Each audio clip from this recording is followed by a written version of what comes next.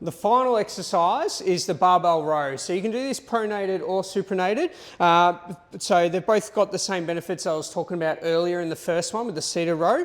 But what we're going to do is we're going to focus more on the positioning and what makes the barbell row unique to what we've covered so far.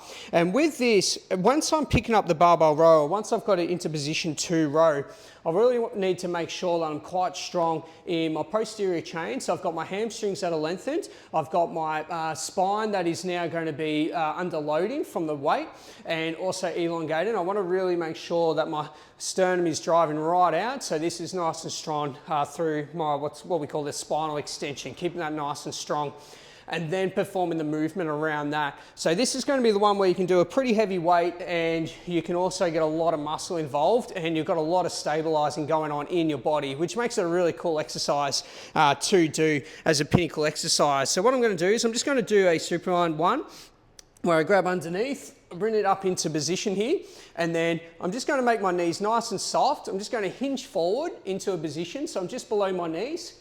And then from here, my back is nice and secure. I'm looking just in front of me, so my head's not up like this. I want to keep that nice and steady, so that way my spine's nice and steady. And then I perform that rowing movement, like so.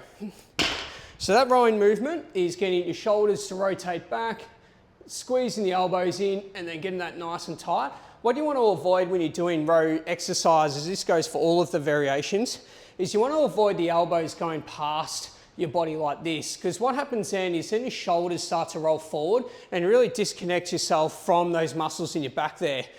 Once you're able to really bring your shoulders right back and you're able to roll the front of your shoulders open, once your elbows are about the same position as your body in terms of in alignment with your body, you've pretty much got a full squeeze in all the muscles in your back there. So you really shouldn't need to go beyond that point. You should be able to just get to there, and then that's a full squeeze, and that's as far as you can go.